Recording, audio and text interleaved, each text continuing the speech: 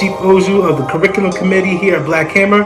We need you, revolutionary educators, whether you're teaching in your school or teaching your kid the revolutionary ABCs at the work. We need you to join our curriculum committee so we can teach our young people, our members, and everyone out there about Black Hammer's revolutionary anti-colonial line. All right? Join today and let's get to teaching our people.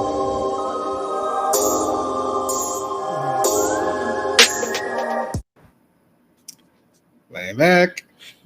Land back. Good morning, y'all.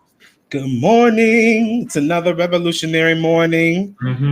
Another morning to get some political education, to get the word on Marcus Garvey, to get the word on this African liberation, to get this word on colonized liberation. It is that day. Good morning and land back, everybody. Make sure come into the room. And what should they do when they come into the room, Chief? Y'all need to be doing a couple of things when you come into the room, when you begin viewing, right? First, go ahead and like the video. Okay, because I know y'all like us, right? Y'all love Marcus Garvey, so like the video. Share the video, share it everywhere, right? And then once you've done those two things, hop into the comments. Let us know you're here. Give us a land back, good morning, Femboy Kerosene, land back, Mayor Olu. It's so good to have all of our comrades, our international comrades in here for this PE. So do those three things. And if you're not already subscribed, go ahead and subscribe, right? Put those post notifications on so you can be up to date with how we are politically educating the masses.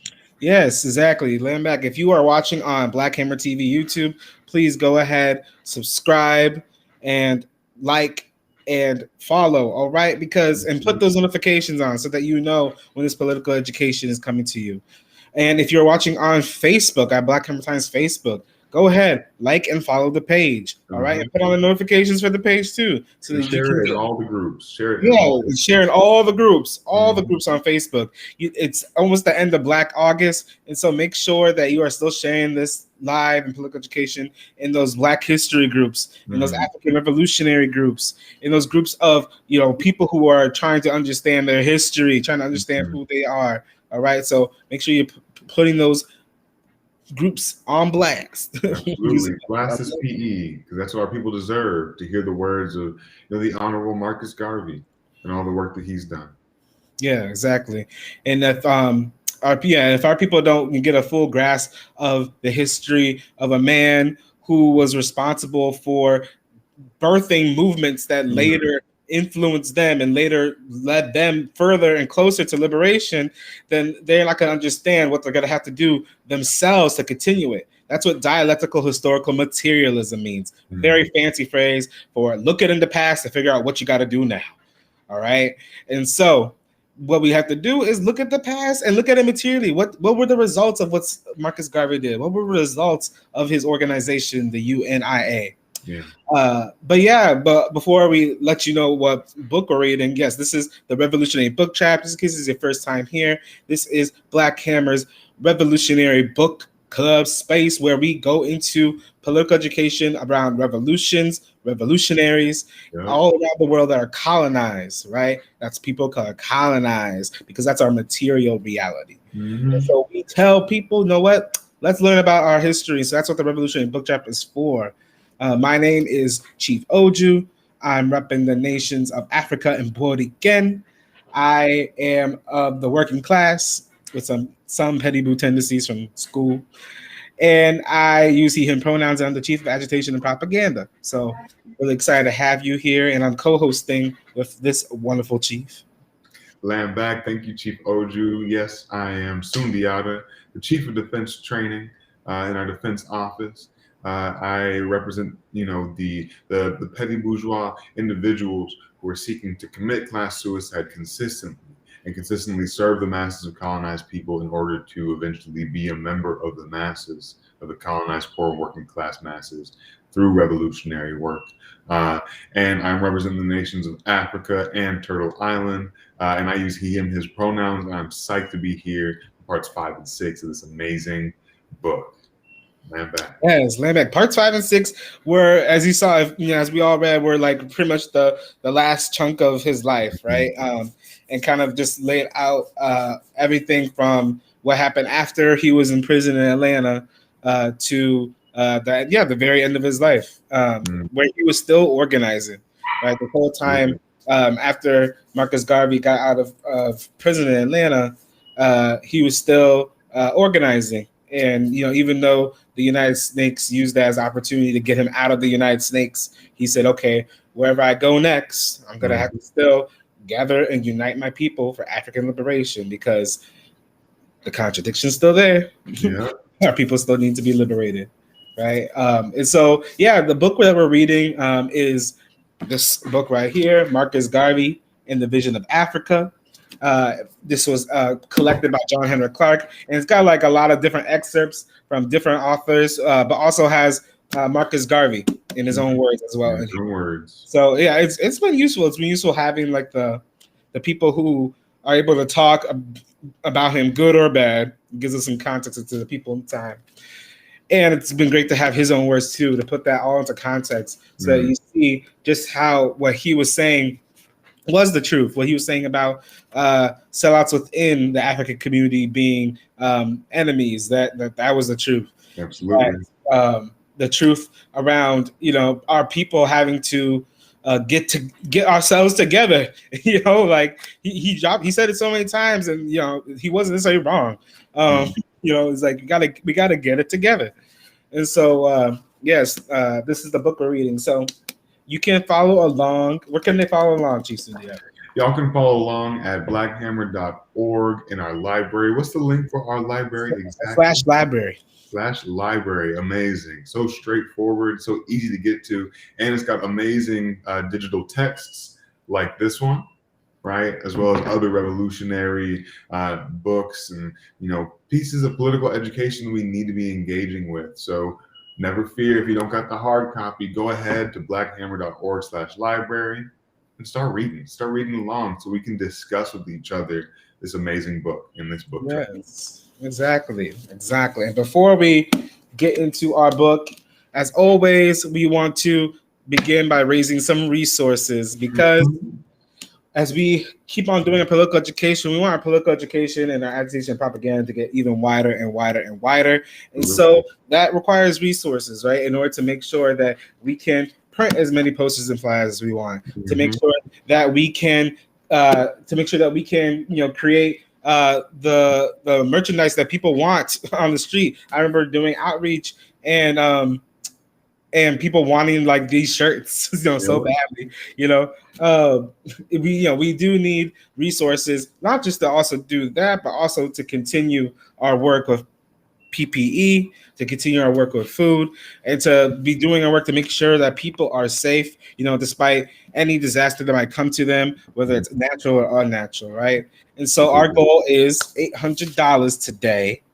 So where can they donate, Chief? So y'all can donate to #BlackHammer.org, as well as do we have a Venmo online, Chief OG? Yes, I believe so. Oh, we do. I believe that Venmo is also BlackHammer.org. Yes. And your donations are absolutely appreciated and impactful, right? We have, over the past weekend, we passed out almost sold ourselves short there, over 500 KN95 masks, right? 300 on a train at MARTA, it's light work, right? And then when we were still standing with survivors yesterday at Savananda, trying to support them against the abuse that they have endured from that establishment, from, an individual that establishment has harbored, right? We still gave out 200 masks out there when we were out there from 10 a.m. to 8 p.m., right? In the heat, giving our people, granola bars when they need it, political education when they need it, and a KN95 mask because they need it right now more than ever. Exactly. And like you see how, revolutionaries will do what we got to do in order to make sure that our people get what they need, right? That, despite any other contradiction, it shouldn't be something that is a difficult decision to say, what? I am going to be out here for this long because I want to make sure that people get PPE and I want to make sure I support these survivors.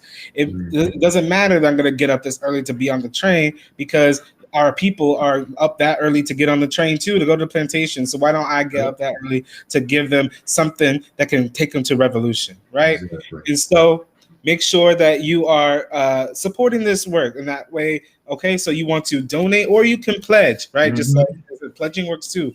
You can say, no way, I can give this amount later. That's what pledging means, all right? Because maybe you don't have that check didn't come in yet, or maybe you can't really you want to give a little bit more, but you're not ready to give that little bit more.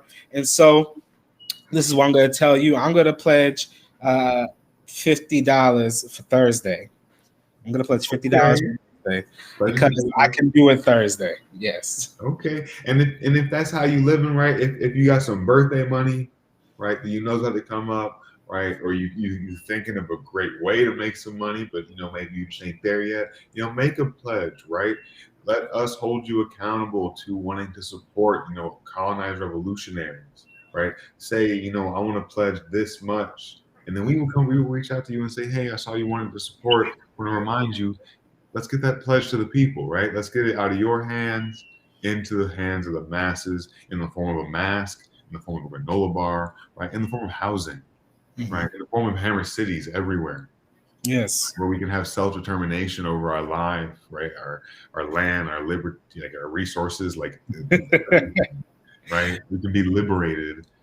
That's the form that pledge is going to take. So come on, drop it in the comments. Let us know how you're supporting the revolution today. Yeah. I saw $4 from Alma Lamback. Thank you for that. Again, anything could be a donation, right? If you are only able to give $1, if you're only able to give $5, that's fine. That is fine. Exactly. It's not, we're not asking people to be millionaires. What we're Mhm. just asking is, hey, maybe there's something that you can contribute to the collective to make sure that Mhm. it comes back to you as PPE, as disaster support, as whatever it needs to be, right? Exactly. And we know the UNIA was, getting donations of 5 cents, right? People were paying dues of 5 cents. And Mhm. 5 cents, times millions of colonized people, right? Millions of in this case, the UNIA or African people showed that it could support a mass movement, right? Mhm. Through mass fundraising. So any amount helps, right? A pledge helps. And if you cannot, share your funds with the revolution, share this post for the revolution, right? Share this video, send it to your family, your friends, people who like books, right? If someone Mhm. likes books, this is great for them. Is there someone that you want to like books?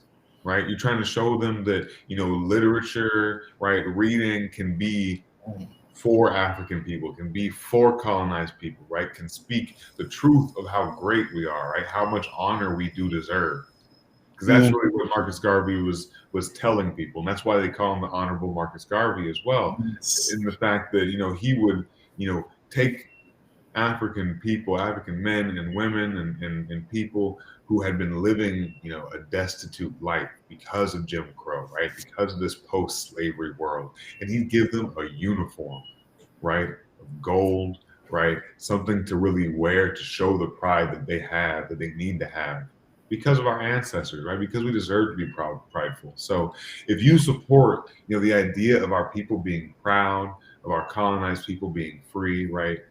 Donate and share this PE to show people out there that we have so much to be proud of. So, Yes, for real.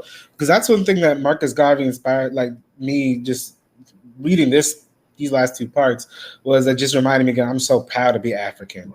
So mm, proud to be African. That's something that Marcus Garvey just reminds us, like, just because he cares so much about us, right? And it's just he wanted our people to really understand that we were worth liberation. exactly. That we were worth the organization, we were worth the unity, and that it can result in something. And he worked on our people to get that idea for his whole life, even when his other African people that he tried to work with, some of them ended up selling him out. He still continued to fight for his people.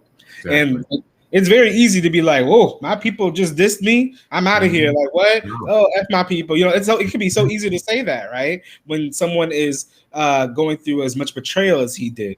But no, Marcus Garvey continued. to Mhm. fight for his people. That's unending faith, right? In the masses, right? That's that unending faith.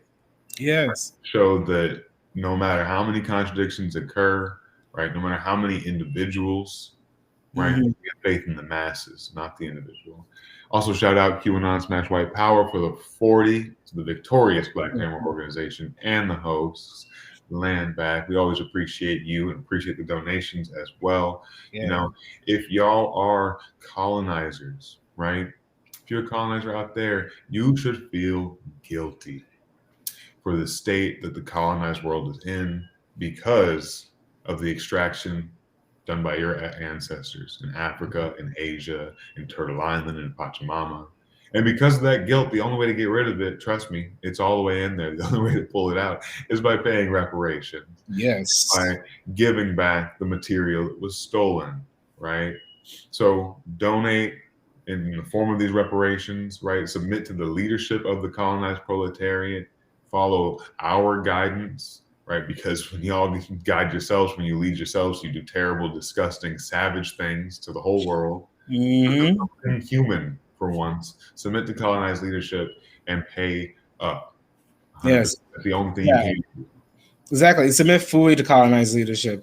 Again, it's individualism, it's subjectivism that it can lead anyone astray, right? Mhm. But it's so inherent to whiteness that when someone who is white latches onto it, then they will do quick, horrible decisions, you know?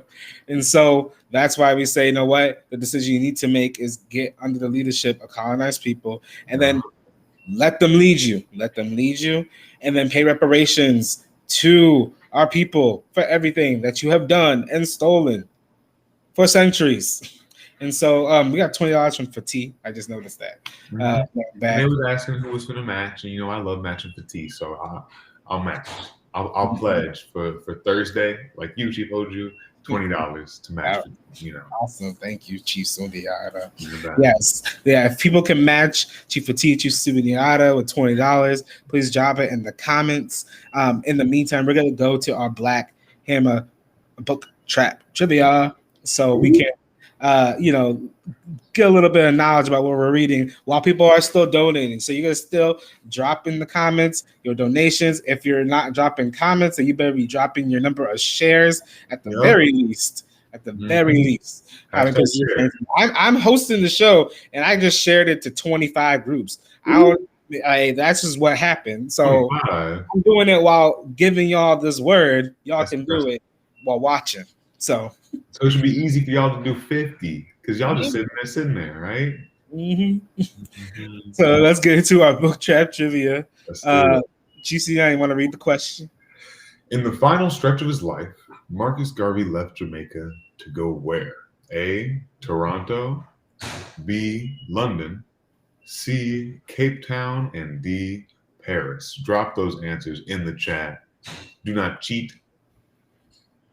but believe in yourself. Answer the question, and we'll see. If you're right, if you're wrong, and there is a price to pay in all things trivia, right? As well as a prize to the colonized masses, and that is if you get the answer incorrect, you gotta donate $10. If you get the answer correct, you gotta donate $5. We're getting some answers in. Let's see more of those. Don't be waiting so long, waiting for somebody to put the answer in. And then you just gonna say the same thing. It's an everyday occurrence with y'all. Y'all just might be confident. I don't know about that. ACD. Yeah, let's see. Okay. A lot of people saying, B, they're saying London. I don't know. I guess people are reading. Maybe that's where they're getting the answer They read from. the book. Okay. I guess people are engaging in political education. Is that where they're getting that answer from? I like it. I like that. Well, we'll get the answer. We'll let y'all know. Yes, and the answer is B, London. So the if y'all answer is there, go ahead and donate that $5. And if you said AC or D, it's $10, right? So if you said ACD, that's $30. So let's do those donations. for real, that's a $3 donation. I don't know about that. But yes, the answer is London. Yeah, as you might have noticed in a reading, after Marcus Garvey was deported to Jamaica, and was organizing his people in Jamaica and trying to restart what he had been doing there. He eventually had gone to London, where there were a lot of Africans who Mhm. had been raised in the Caribbean there, who had moved to London, right? And so, he was able to go there and keep organizing his people until he had passed away. And so, yes, yeah, if you got the right answer, that's $5. Got the wrong answer, it's $10. Shout So, out to T. The correct answer right there. Donating that 5. Let's see it for everybody else. all right, got that 10. Okay, that 10. Hmm. I guess that's one wrong answer that you had. But yeah, make sure you are dropping your donations and dropping your pledges up in the comments, and keep sharing this live. Share, like, comment. We all want to know what you're thinking about the book, and because of that, we want to make sure that you're dropping your read that backs into the comments as well. Absolutely. So I'll read that back. If you are new to the Revolutionary Book Chat, is a quote in the book that you like, a quote in the book that sticks out to you that you want to talk about. And so you just put that quote up in the comments, and during the show, we'll talk about it. All right. So drop them, read that backs in the comments so that we can get to them later. Because there was a lot of juicy stuff in this part, these parts of the book. It was a lot. It was a lot of stuff, y'all. All the way from Garvey's deportation to the war between Italy and Ethiopia. So, yes, there's a lot going on. But we'll get into it. Let's get into it. Our first that back. I believe it's from you, Sundiata, correct? Okay. I was just making sure. Yeah, so the first read that back starts on page 260 of the text and 148 of the digital version, the PDF in our virtual library. And it starts at the end of this account of Garvey's deportation that he was given, right? So it starts, when the ship docked at Cristobal, Panama, Garvey was not allowed ashore, but Garveyites secured permission to send a delegation on board. They presented him with a purse and discussed the future of the organization. He was transferred to the SS Santa Marta and got a hero's welcome in Jamaica. The people pushed his car from the wharf to Liberty Hall. Marcus Garvey arrived back in Kingston, Jamaica with Miss Garvey on December 10th, 1927, and was indeed given a welcome befitting a popular head of state. The humble Jamaicans who came to see him were welcoming home a man who, in spite of his setbacks, had given them status in the eyes of the world.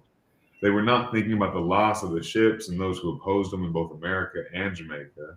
They were reacting to the hope that he had awakened in them. A meeting followed in the Ward Theater later that night. In fact, the first week of his return to Jamaica was a week of welcoming ceremonies. There was at least one negating factor to his arrival back in Jamaica. The ruling elite on the island, black and white, were none too happy and were not part of the thousands who came to welcome him home. Start that there. So I like this read that back. I chose to read that back for a couple reasons. Firstly, I really like the fact that he shows up in Panama and they're like, no, you can't get off the boat, and he's got Garveyites there in Pachamama, right, in Panama. They're coming to support him, right? Coming, showing concern for the organization, and even giving him money, right? That's what that purse is, right? Giving him a donation, knowing that he's in a destitute position, at least right now, as he's just being deported, right?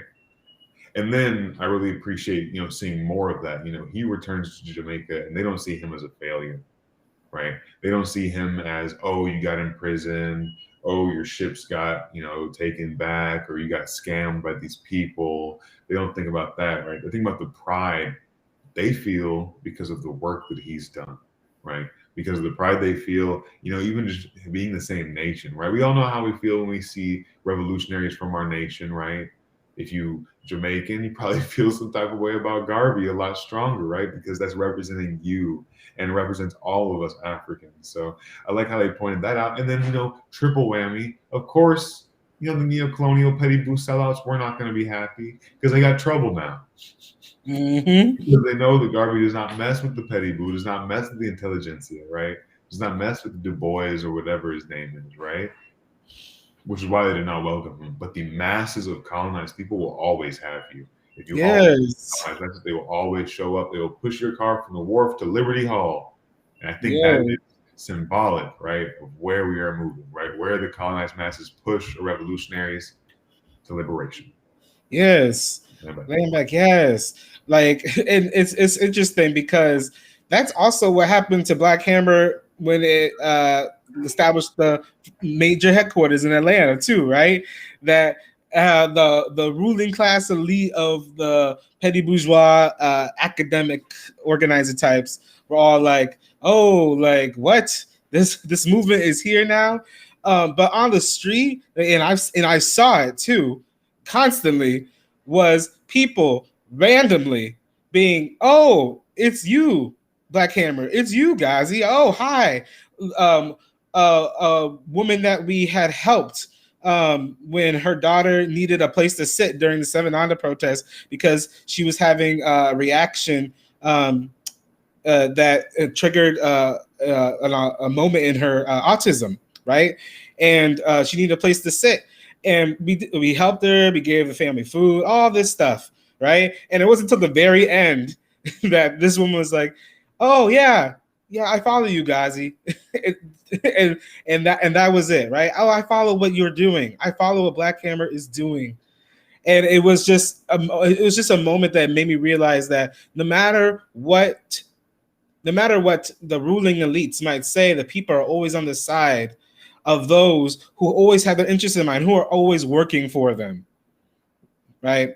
And Marcus Garvey understood that as well. Marcus Garvey said, "Hey, I'm coming home. I'm coming home." And what did the people do? They welcomed him with open arms because he gave them hope that they can have a different kind of life, have a different kind of world. Yeah. And who were the ones who were upset? Yep, those petty boos, black and white. It says, of course, Yeah.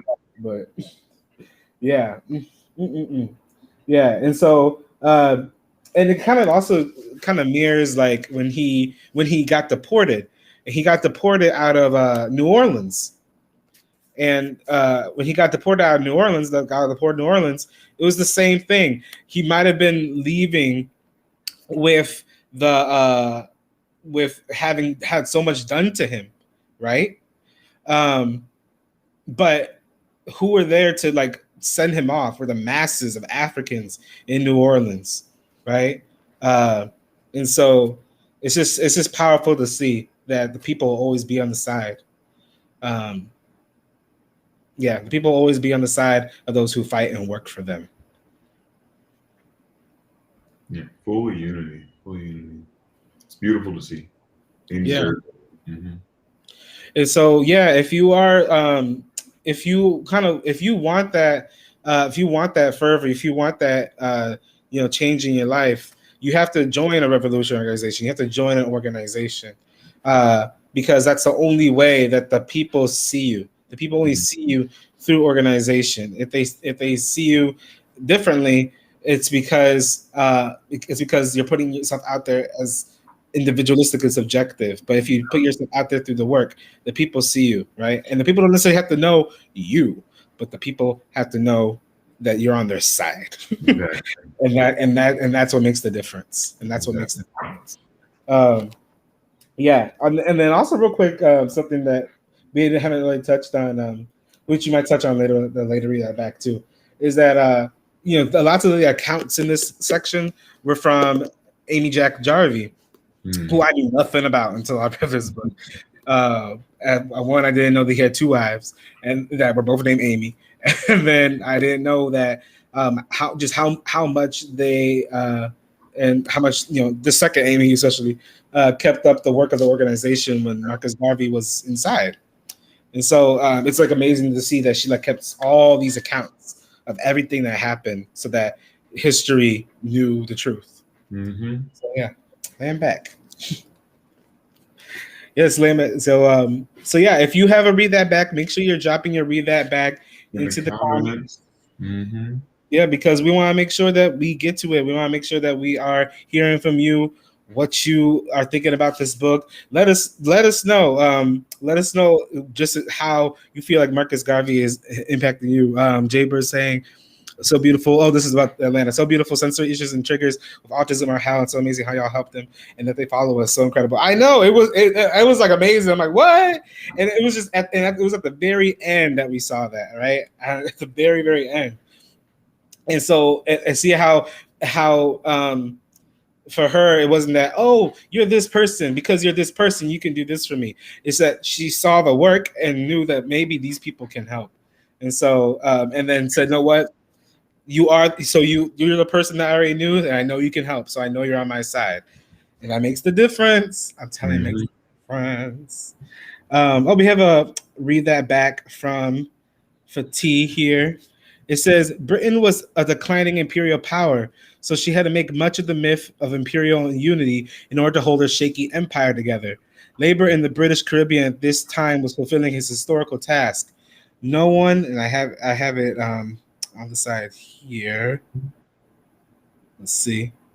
No one else, especially those who were at the pinnacle of the oppression, could stop that. That historical role was grasped by Garvey when, in the article, he pointed out money and color count in Jamaica more than anything else, and it would take more than a colonial governor or an ordinary colonial secretary to change the class distinctions and improve the economic conditions to the benefit of the poor people in Jamaica.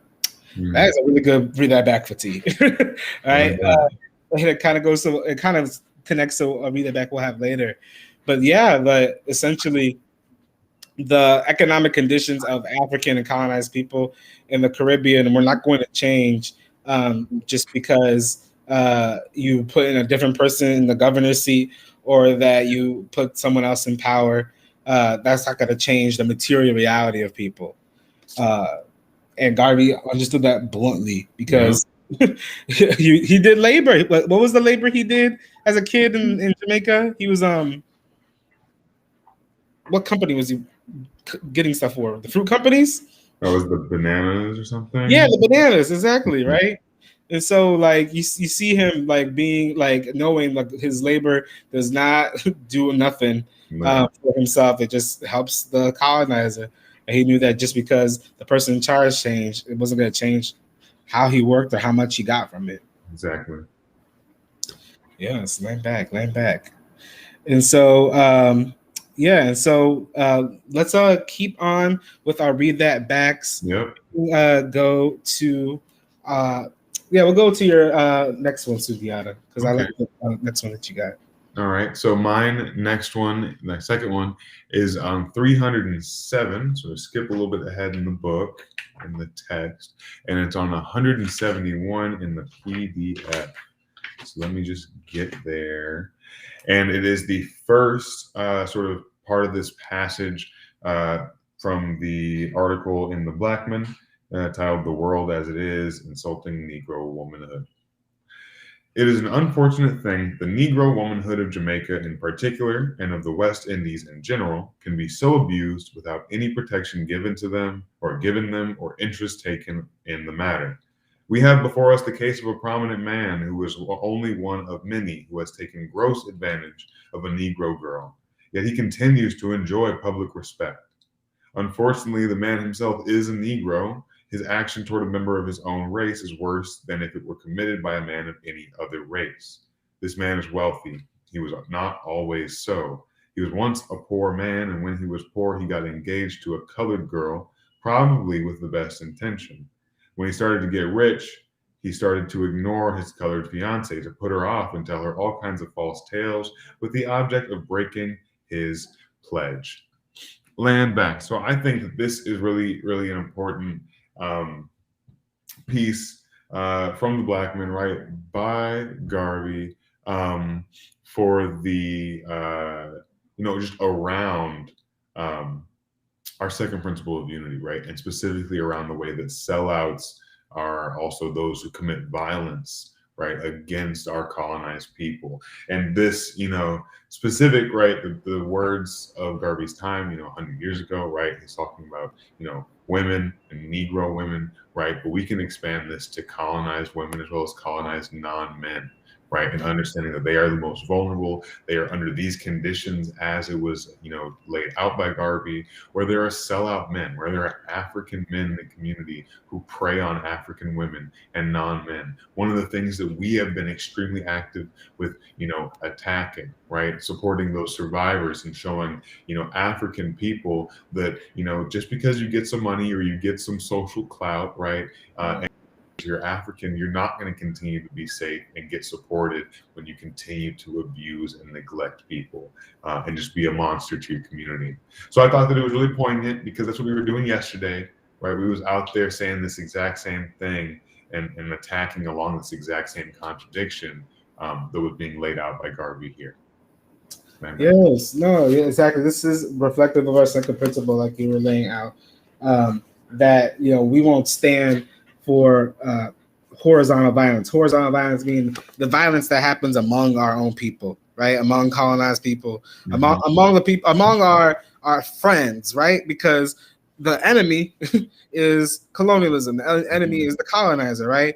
But then when we start hurting each other across, we call that horizontal violence. Yeah. So, Marcus Garvey is talking about that here. He's saying that our people cannot be hurting our colonized African women and non-men because that is pulling the African man or the person who's harming them away from their actual liberation, because that your liberation is tied directly to the liberation of that person that you might be hurting, right? Of your own people. And so since they're tied directly, you have to unite with all your people.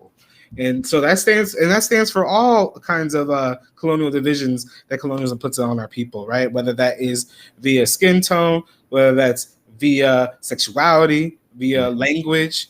That's so the location. Like there ain't no ADOS here, right? Marcus Garvey was not ADOS. Marcus Garvey was Africa for Africans, and Africans are all over the world. So none of that division either, right? And so we have to, that's what we have to see, that Marcus Garvey understood our second principle of unity. Yeah. It's because it's dialectical, it's historical, it makes sense. So that's why, I totally unite with this Read That Bad that you brought together, because this was actually the first time that Marcus Garvey talked about real bluntly, at least in this book, right? Like the question between African men and African women. Yeah, and, what was the relationship supposed to be? And the relationship was supposed to be, stop the BS, we got work to do. Yeah. Stop the BS, we got work to do. That was the lesson. Someone else to direct our frustration at, right? Understanding that all of the things we're going through and the way that we interact, right, with people of different sexes or different genders who we're in different relationships with, right, who are among our colonized people, is dictated by the colonizer. So let's look up there, right? Stop being horizontal. Let's look up there. Once we overturn that, we will all be so much freer. Exactly. Yes. Look up at the enemy and say, you know what? That's the thing that's causing my pain. Right. That's the thing that's hurting me. All right. So in the meantime, right now, we're gonna make sure that everyone is still donating. We want you to drop them donations still up in the comments. If you can't get a donation for yourself, why don't you get someone else that you know in your life to give a donation or make a pledge, right? So, for instance, if you got your brother or sister up in the room with you or up in the house with you, you're like, hey, bro, sis, can I get $5? Let me hold $5. Let me hold something. Right? Let me hold $1 for the revolution. For the revolution. Yeah, I mean, as well, if you're on YouTube, it's gonna be real simple, right? You go to the share, right? You click it and you click copy link, okay? And then you send that to someone and say, watch this and donate $10. Isn't this awesome? Right? Yeah. Whenever you let your friends know, both they get this PE, and maybe if someone got a little bread too, get them to toss a little bread, right? Understanding that they can put their money towards something better than DoorDash, right? Better than whatever, subscription service that you watch on TV on, right? Every month, right?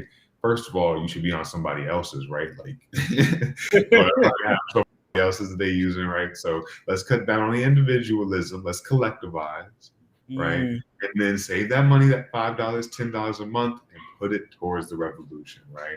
Put it towards your liberation, because Disney Plus, they ain't gonna liberate you. They ain't gonna liberate you, and you can still watch whatever you want. I'll give you my password. Just make the donation.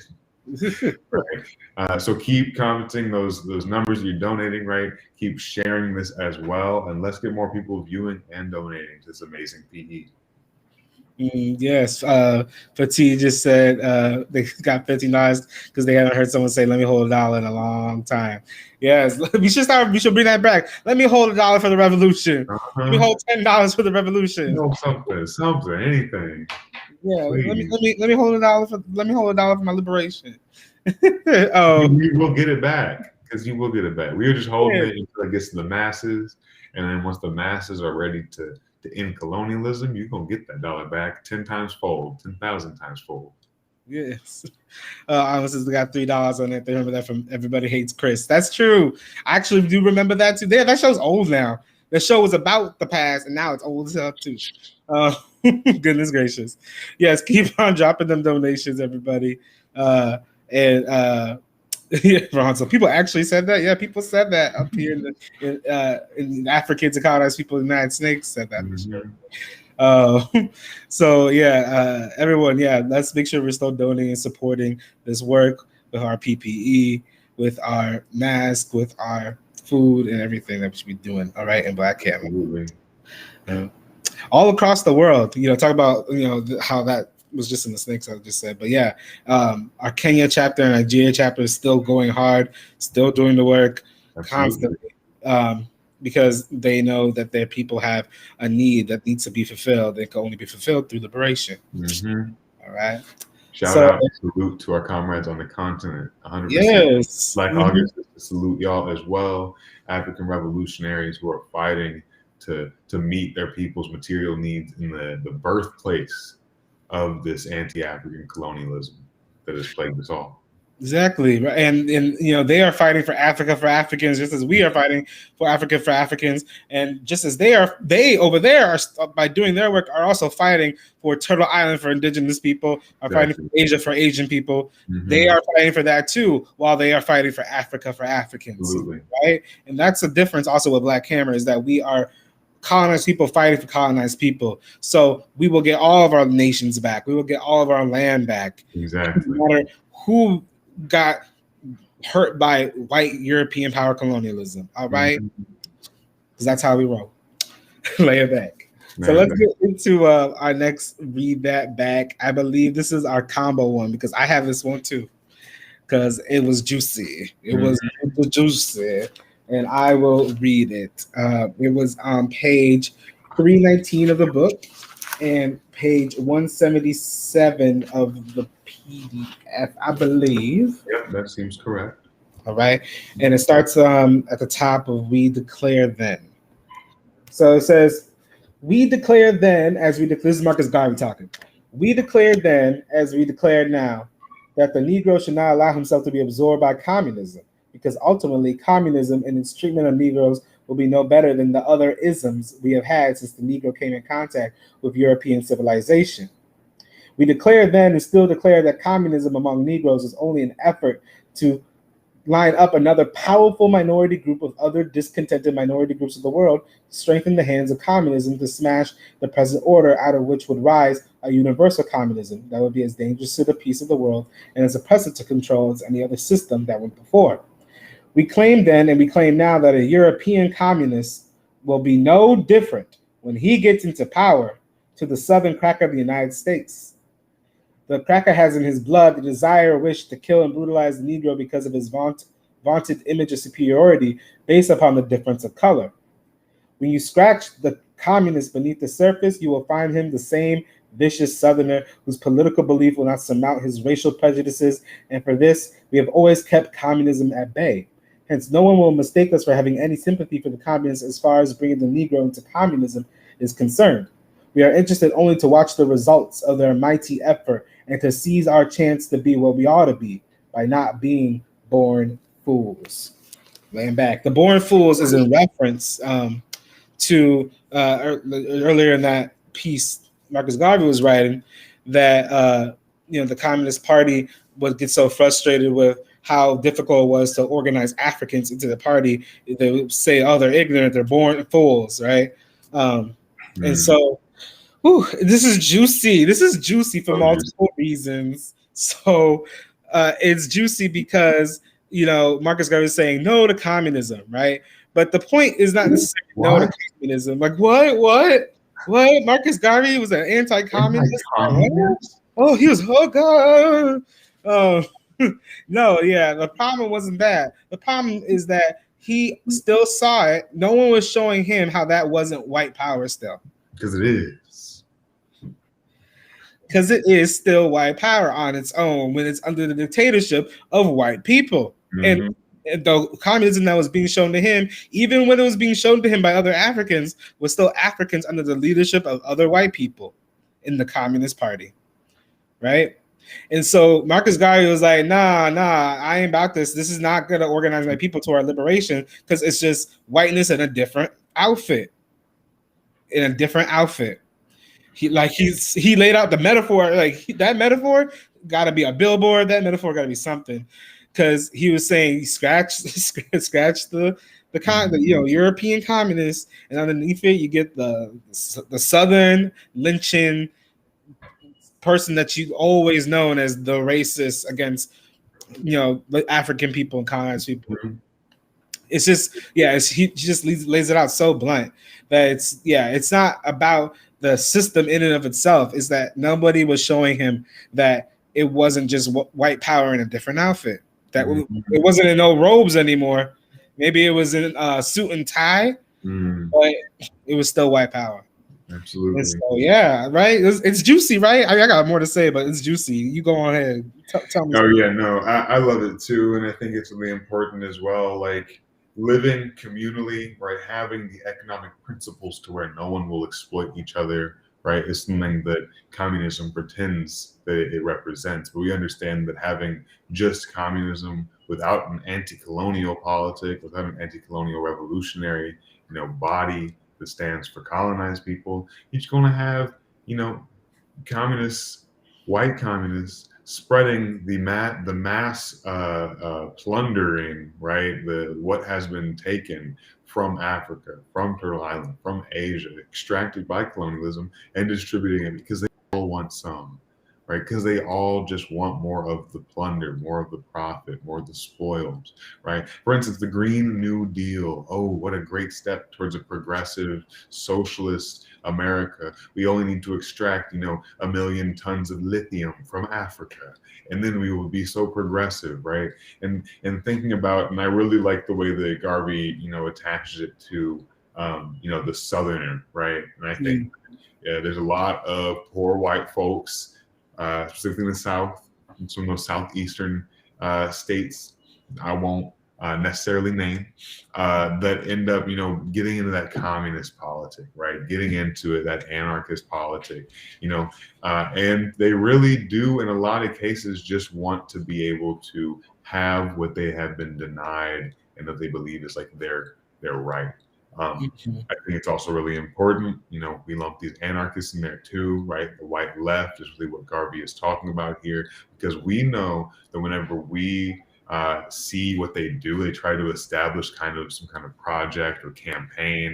I'm thinking of Chaz/Chop, right? And then the Northwest, the Pacific Northwest, they're like, we are anarchists, and we're going to hold this block down right in front of Capitol Hill, and we're going to, have our own autonomous community. Hours later, they've shot 2 black kids because they want to be the state, and they do not see themselves as white people as being, part of the state. So they're not able to understand that the only way that you can be a white communist and it be okay is if you are a white communist who is anti-colonial, who's under the leadership of an anti-colonial revolutionary party like the Black Hammer organization, right? Exactly. Other than that, you really just getting in the way. And most white communists, they hate Black Hammer too, because they don't like being told that, because they want to be a communist so they can go on Twitter and get lots of likes, because right? So they can go on Twitch and stream and get lots of likes because it's popping, and have people think that they're a good person because they're an anti-racist. No, you need to be paying reparations. It's the only place you have. I'm done. Exactly. Yeah, and to the colonized people who like unite with these again people who scratch the surface, just like Get my out. guy said, are still putting out white power. You need to realize that if you are seeing people who are only concerned about redistributing stuff that's already stolen and taken, it's just in a new way that benefits them. That ain't your freedom. That's not that they're taking your stuff and just saying, okay, we'll give this to these people, or maybe we'll give this amount to other people, but they still got control of your stuff. I don't know what power you think you got when you up in there with them.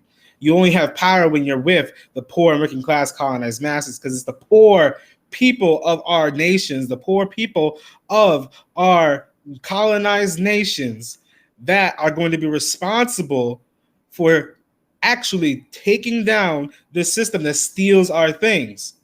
Who are the people who go up against the people who take stuff from them? It's the poor people. It's always the poor people who do, because we already got too little in order for you to be taking that much. And sometimes, like Marcus Garvey lays out in other parts of this book, that you can get real tired or complacent, or you might want a little chunk of the pie yourself, and so you'll do things and sell out for things. But it doesn't negate the fact that you don't got control over none of it. Mm-hmm. And also, to Rohan's comment there about, I don't know if I unite that they would be wandering aimlessly, right? If they do not fall under the leadership of the colonized proletariat, they will fall under the leadership of the colonizing system, right? The colonizer, the white power state, right? It is a binary. There is one or the other. Either you're being led against colonialism or you're being led to further colonialism, right? And we know that's what these communist parties were made for anyway, right? We know CPUSA, PSL, like all these groups are just made so that people had this different idea about what change needs to be done. We need to go stand and talk about Cuba next to a highway. This is important, as opposed to actually organizing to build a dual contending power, right? So, we don't have them under our leadership. They will be under the leadership of our enemy. Exactly. Mm-hmm. Exactly. Yeah. Everyone's organized under something. Mm-hmm. Everyone's organized under something. If you're not organized under a revolutionary organization, you are unorganized under the white power colonial state. That's why anarchism, under petty bourgeois, colonized whateverness, messiness, right? You're always going to be organized under something in this system, and that was so important to Marcus Garvey. Like, oh my goodness, he that's what he wanted for his people. He wanted organization. It's just making me internalize more and more and more that organization again is key, and that individualism and subjectivism is death. Is death fully, because it just makes us complacent again and just puts us back to get hidden by these petty bourgeois so-called leaders and by the colonizer, hidden and killed. And so, yes, unity. Unity, while which she said, she's in the other. And it's just so important that we see Marcus Garvey as someone who was doing anything in order to make sure he could organize his people. That's all he ever wanted. And all he ever wanted was the unified, organized African people. Actually, that goes right into our next read that back. So it relates actually a lot to it. I'm gonna bring it up now just because like it's too relevant, and the world got me heated. So this is on page, I'm seeing the book 355 in the book. It's on page 355 in the book, page 195 in the PDF. And this is in the part where Marcus Garvey is talking about the Italian-Ethiopian War. Italo-Abyssinian War. Yes, as it was known for the longest time, Abyssinia, especially by Africans in the United States. I did not know that was the previous name. So Learn Yeah, more. well, yeah, that place is it's got such a deep history. Mm, But yes, if the Negroes of the world were prepared, Italy would not have struck at Abyssinia. But Mussolini and his agents all over the world knew the slackness, the indifference, the unpreparedness of the Negro, and so he felt sure of his grounds when he stood up in one of the provinces of Italy and told Italians that they have always whipped the Negro. Yes, the Negro will be whipped every time he enters the fight unprepared. He will come out victorious, all things being equal, fighting against any man when he is well prepared. We must therefore suggest action and emphasize the suggestion that we keep ourselves prepared and ready for every human contingency. The Negro cannot afford to ignore the essentials of life. The Negro cannot afford to ignore the essentials of life. The things that count in the daily life of the other fellow must also count in his life. The tomfoolery about eschewing politics, government, industry, science, and all other practical phases of human life must be done away with. It is all bunkum to talk about not paying attention to the things that attract the attention of other men. The Negro should copy the worthy deeds of every other race in the world leading up to anything useful. In addition to his copying, he should create and, if possible, lead in all human events. Land back. Land back. That one was heavy for me. I was like, ooh, this is heavy. And like we have to remember that, yeah, okay, our people are good people. And Marcus Garvey knows our people are good people. Marcus Garvey could be like, people, I need you to organize, right? Because I think a lot of times people just take criticisms from Africans and think it's just like the deepest, like most horrible thing ever said on earth.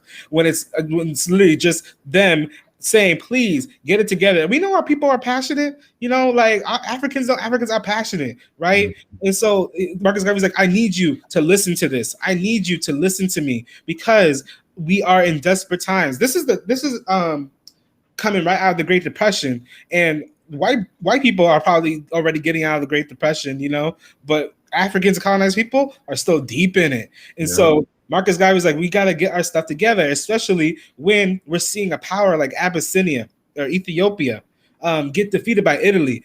Historical moment, fact. Ethiopia kicked Italy's in the first Hard. game. Hard. Italy On lost horses and hard. everything. Yeah, Italy lost hard with, I think, Emperor Menelik. Yeah, they lost so bad. It was the Battle of Adwa. There's a great documentary by Haile Garima about this Battle of Adwa. Ethiopia kicked Italy's behind. And then it was this second time that Ethiopia lost. And of course, the preparation that they had to have, of course, is a military preparation, right? But it's also a preparation for how the world was moving at that point, right? At that point, the Europeans are fighting a lot, right? It's almost World War II time. They're all fighting a lot. And they're not agreeing on anything because they're fighting over the resources that they were stealing. And Italy was like, Mussolini was like, you know what? I got this power, but I don't got any part of Africa. This is messed up. That's what he was saying. He's like, I need more of Africa. Like Italy got the short end of the stick. And so because we have to be dialectical historical materialists. We have to look at the past and see what the patterns are so that we know how to be prepared later. And how we could have looked in the past here is that, when Europeans start fighting, they're fighting over what they need to steal, and therefore they get more desperate to steal, and therefore they'll come for our heads. And so in Ethiopia, like they had to see they're gonna come for our heads. They came once, they're gonna try to come again, especially when someone like Mussolini, right? And Marcus Garvey was saying was when he was like Marcus Garvey was like, Mussolini's powerful because they are so inhumane, right? And it's just like this. Marcus Garvey is trying to tell our people we need to have that preparation. We need to, understand what the essentials of life are and like take those as our own. Sometimes we could get so caught up in saying, I know what other people need. But once we say, hey, you know what? I need that too. I need that liberation too. I need that control. I need that dictatorship over my life too. Then we can organize for it. So I understand like Marcus Garvey's frustration there and his like passion there. He just wants his people to get it together, and he's trying to get it together, but of course snakes abound, and we're working against them. So yeah, land back. So that was a lot. That back got me riled up. Tell me, Sundiata, what's it getting you? Is it getting you riled up? Yeah, it is. I mean, I'm thinking about just how we have to understand like the reason that we call ourselves colonized is not because right we're all like brown or that we're all sort of on this varying shade of looking this way. That's what people of color really is about, right? That's why we don't unite with that term. But it's we call ourselves colonized because there is a material impact on you, your body, your mind, your culture when you have been a victim of colonialism, a survivor of Mm, colonialism, right? And what we're seeing here, right, this unpreparedness is that, right? This unpreparedness is that impact, right? And I think it's also really interesting. I don't think I've seen the word Negroes been used to describe Africans on the continent. And of course, Marcus Garvey does that because he shows that he truly does just see all African people as one. So first of all, that's just a side note, something that I really mm, liked. But understanding that when we have that preparation, when we have an organization in our favor, because right now there is no state, right? No state government apparatus or body that has the. I'm sorry. There's no big official, more than 2 years old state that has the direct interests, the material interests of all colonized people as its priorities, right? Black Hammer obviously is the dual contending power, the state that will emerge and will show that we can, operate like that. That is something that needs to exist. But at the moment, all the other states are subservient, right, to other things, to white power, to neo-colonial sellouts. So in the white power state, right, when Italy is organized in wartime and wants to take something and you do not have an apparatus that is preparing for that, do not have a state that can do that for you like you did whenever, you beat them, right? Because things obviously had changed. That is where the loss comes from. That's where the unpreparedness comes from. So I really unite with what Garvey's laying out here, and that we have to really take everything seriously in terms of how we are preparing ourselves, making it so we are dually contending, right? Making sure that we care about school. I think it was a list of things. But understanding that like education, governing yourself, right? Having a political line, right? Having industry, being able to produce for yourself. Things that the colonizer has that you should be wanting every day to be able to check off and say, yep, I yes. got that in my favor too. Yep, I got this government, it's supporting me. Yep, I can produce my own food and clothes, right? Without exploiting my own people, right? That is how you prepare, and that's how you never lose to a colonizer ever again. It's by building that dual contending power. Yes. Oh, you laid out beautifully, Sundiata, right? That we have to understand that we deserve our own ability to lead. We deserve our own leadership. Yep. And that if we feel like we don't deserve our own leadership, then again, we are only going to be put under the leadership of others who are going to exploit us. Exactly. Because right now, the people who got the power to decide who the leaders are some of the most vile, inhumane things that ever exist on this earth, right? Who decided that they could lead 8 billion people better than no, they could lead 7 billion people better than those 7 billion people could themselves, right? Because again, Europeans are a very small fraction of the Earth Very, population, very small. so Minuscule. it's partly a numbers game, but it's also a leadership game. So how do we lead ourselves out of this situation? How do we organize ourselves out of this situation? Because they led and organized themselves into this situation, and led and organized ourselves into their situation. Exactly. And I think, it just reminds me of the Malcolm X quote as well, right? I mean, I believe it's Malcolm X. Yeah. That, we are not outnumbered, right? Yes. Purely out-organized at this point. And once we are equally organized, right, or even just close, and we continue to have the massive numbers that the colonized masses do have in terms of advantage against the minuscule colonizing population, which is shrinking, right? It'll be very obvious that colonialism cannot stand up when we have that power, when we have that organization. Exactly. Yes. It's like the first time it's shanked since like the Constitution. They said it was from like 1790, like but when Thomas Jefferson was writing some stuff, y'all. That's how fast y'all were growing. At Imagine that a couple hundred years. we're definitely the majority still on Turtle Island, but yet, wow. Whew. Anyway, yes, yeah, it's just so important that we believe in our leadership, y'all. And if you want a way to believe in your leadership, to believe that you can do this too, that you can be someone who provides for your people their education, you could be someone who provides for their people their hospitality. If you want to provide people their health care, all these things that we can do without exploiting 90% of the world. If you Exactly. believe you can do that, then you have to join. The Join Black Hammer at blackhammer.org/join. And to join, all you have to do is unite with our 4 principles of unity, Absolutely. right? and be colonized. And it's a national organization. What did Marcus Garvey say? A nickel application, and it was in the photo and whatnot, right? We saw the documentary, the movie Trap, this past week. We saw examples of those applications of those photos. Like you saw how many people just signed up because they just agreed, and we want to give our people that chance too. Like if that's what you unite with and agree with, and you feel like you can do it too, then join the blackhammer.org/join. It ain't a whole thing to do. So yes. I want to read Rohan's read that back. It's from the back in the beginning of our reading, but it's good. It's the one on page 148 in the PDF, page 260 in the book. So it's by your first read that back, but I also like this part as well.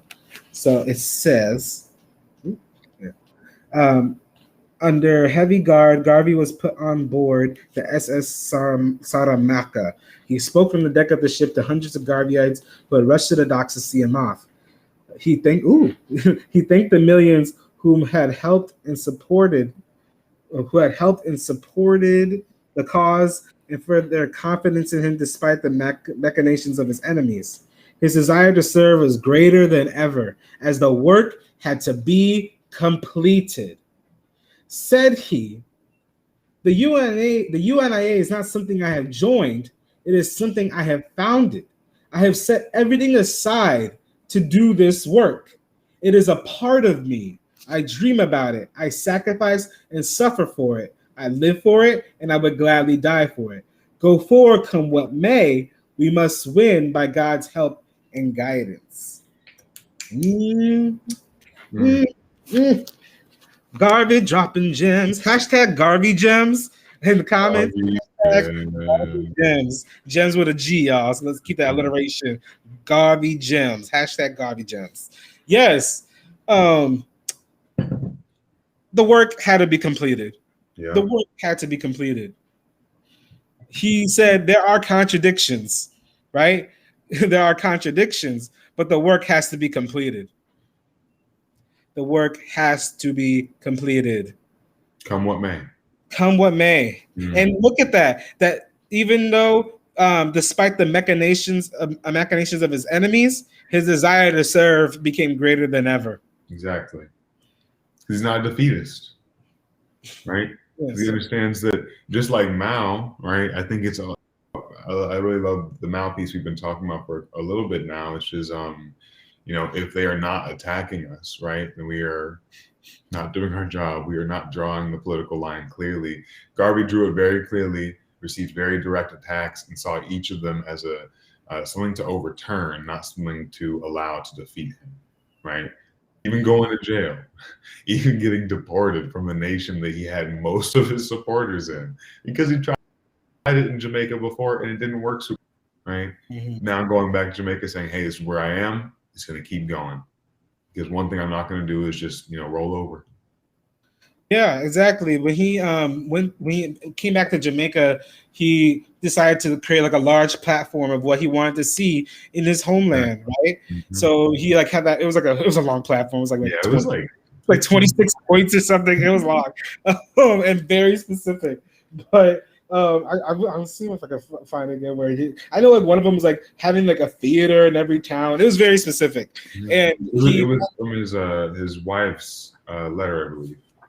Oh, here it is. Yeah, You found 26 it? points. Mm-hmm. Yes, it was 26. Hey, okay, memory. So yeah, like he was trying to say, you know what? I've been deported to my homeland, but that does not mean I'm going to stop organizing. It doesn't mean I'm going to stop serving my people. It doesn't mean that I'm going to be defeated by all the sellouts and betrayal that put me in prison and sent me Mm-hmm. back forcibly on a boat. Like Exactly. he said, that ain't gonna stop me. What he Exactly. said, the only thing that was going to stop him was him not being on. Nothing was going to stop him. He even said, "When I'm dead, nothing's going to stop me." He said, "I'm going to be the whirlwind. I'm going to be the storm." Mm-hmm. He was never Mm-hmm. going to get stopped. Always going to move forward. And Exactly. so, but when he was moving forward in Jamaica, he made that platform. He was trying to really organize something, a party. He's trying to organize that party now. Because he was like, okay, maybe we need a different form of organization because the last thing I did clearly resulted in betrayal in prison. So maybe he's like, maybe I have to organize it in a different way, right, Mm-hmm. in order to win. And because he was a scientist, and Exactly. yeah, And one thing as well, I like, you can be a revolutionary for the colonized masses everywhere that there are colonized people. And that's most places, right? If you get put into a prison, a federal prison, right, you can organize. Right, there are organizations within prisons. Now, not all the organizations within prisons always, are for the better of the colonized people in those prisons. Right, are for liberating all those people, politically educating them. But right, if that's where you are, right, if you get sent off to Australia, right, you find yourself just stranded in Australia. There are so many colonized people in Australia to organize, right, to move. So I like the idea that getting put somewhere, getting sent somewhere, it doesn't end the battle against colonialism. It just switches the battlefield. You're just moving to a different place. Same. yes, yes, it just changes the battlefild. I love that. Change. Yes, um, yes, I can't. I'm trying to think of a hashtag with that. Um, but yes, like. Same battle, new battlefield. Same battle, new battlefield. Hey, all right, hashtag y'all. Same battle, new battlefield. Different place, same fight. Yeah, it's fair too. I like that battle. Same battle, new battlefield. All right, drop that in the comments. But while we're doing that, we're going to fundraise because you know what? Like, regardless of the battlefield changing, regardless Mm-hmm. of where our people have to be, our people still have that need, and our desire to serve is even greater now. And so you need to show that also materially that your desire Absolutely. to serve your people is greater now than it was before. And so I'm gonna pledge another $50 because you know what, Garvis inspired me. Garvey inspired me. I'm putting my words. I said us, I think, at the same time. Garvey inspired me. You inspired me too. Yes, because yes, it's just what do our people go through every day that doesn't deserve people there to serve them? Mm-hmm. Mm-hmm. Um, and why would anyone pull people away, from that? Because our people, as Marcus Garvey laid out, need things, need organization, need liberation. And so I'm glad that people can get this political education on Marcus Garvey today and be inspired by that. And maybe for the first time are hearing about this in their life and are saying, you know what? I can be that leader too. I can be Exactly. someone who provides for my people. I can be someone who serves my people. I can be someone who I can be Marcus Garvey too. Mm-hmm. And I hope someone watching is feeling that today. Exactly. So, we got another $2 from Alma. Yes, like we said, anything, all right, anything, y'all, for our people. Ooh. He says, this book trip was so good. Another $50. Hey, And we got y'all, 20 from Yahweh. Okay. laying back, Love y'all. that. I appreciate that. We appreciate that very much. Mm-hmm. Um, What I was going to say as well, this amazing political education, right? It's free 99, right? We are streaming live on free social medias. Y'all don't go to pay for it. It is priceless, however, yes. right? We both some geniuses, some real, colonized African geniuses, spitting these bars, breaking it down, right? Garvey, a genius you're learning from materially, right? We're here with y'all, a bunch of bona fide colonized geniuses with your brilliance in these comments, with your read that backs, right? This is all, worth millions and millions of dollars. So let's share it out there so people can see it, and let's donate, right? If you do have a little bit, we ain't expecting no $1 million check right now, although it's worth it. We know we're gonna hold out for that eventually. But right now, we need to get $1, $5, $10, right? If you can pledge and say, I'll take this percentage of the money that I get on this date, right? Because I know I'm getting my unemployment. I can break off a small 5% of whatever that number is and say, this can go to the revolution, right? Because we need to meet our people with materials that will change their life forever. We are on the MARTA train, right? And we are seeing people who have not eaten, and who knows how long, but definitely during that day, definitely that morning, right? And we're able to give them a mask that will save their life, as well as a granola bar that'll make them feel more human, at least for an hour, right? That's worth it. That's where the revolution is, right? That's where the funds need to be going to, right? Not to, like I said, streaming services earlier. I said, food delivery services earlier, but also like your clothes, right? Maybe you buying Gucci and Louis still. Mm-hmm. In a apocalypse event, you buying Yeezys. While the world is burning, or there's a hurricane headed for us right now, right? It's going to destroy thousands of people's homes likely. Put your money towards yourself as an individual, right? When you can put it towards those who need it, you can put it towards the collective. And we'll make sure, and we document everything we do. We make sure that this, funds get turned to materials, which get turned into life-saving, support for our community. So we really need more of those donations. Salute to y'all for, digging deeper into that pocketbook and pulling out this extra, 50 from U.N.I.A and 20 from U.N.I.A. Anybody else, if you made a donation earlier, let's see if you can double up on it. Let's see if you can add 5 to it. I said I'll do 20. I'll do 30. I'll add 30, so it makes me at 50 total. Hey, and if you want to match me, you can. But let's make sure we continue to support, our revolutionaries in this effort to materially impact our people. Yes, exactly. Yeah, and so drop a 20 if you can. Drop a dub. Let me hold a dub. Drop a 20 if you can. And if not, share this more. Share this again. Share this again to Twitter. Yeah, y'all should be tweeting this out. Tweet this. Y'all should be sharing the YouTube link in DMs and groups. You should be sharing the Facebook link in groups. Exactly. All right. And if you can't drop a dub, drop a dub in shares, right? You can't donate 20 right now. Share 20 times. Share 20 times, 5 on Facebook, 5 on your Instagram and people's DMs, right? 5 shares, maybe even 10 shares on the Facebook groups, right? Let's get that 20 no matter what. Get that 20 shares or in cash. And also, Chisu Niana mentioned the Hurricane Ida, that's headed toward Louisiana right now.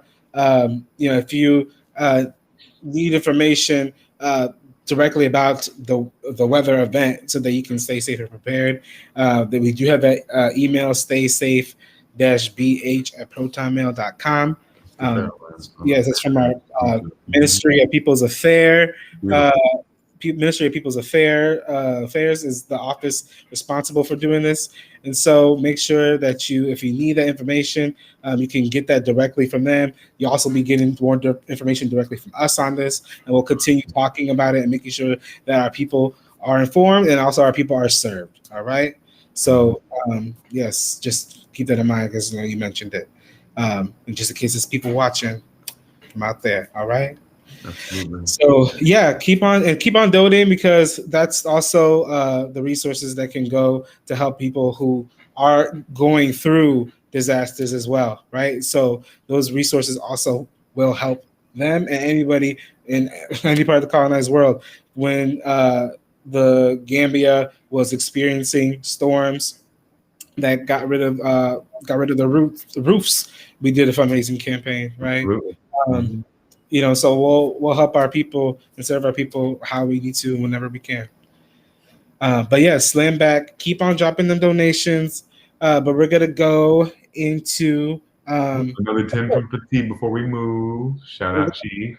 and I appreciate that, Chief Fatigue. All right. We'll move into our announcements, but keep on donating just like Chief Fatigue did. All right. Mm-hmm. Let you know what's happening this week at Black Hammer. So what's first, Chief Sumbi Yada? First up is tomorrow, right? Tomorrow at 8 p.m. Eastern Daylight Time.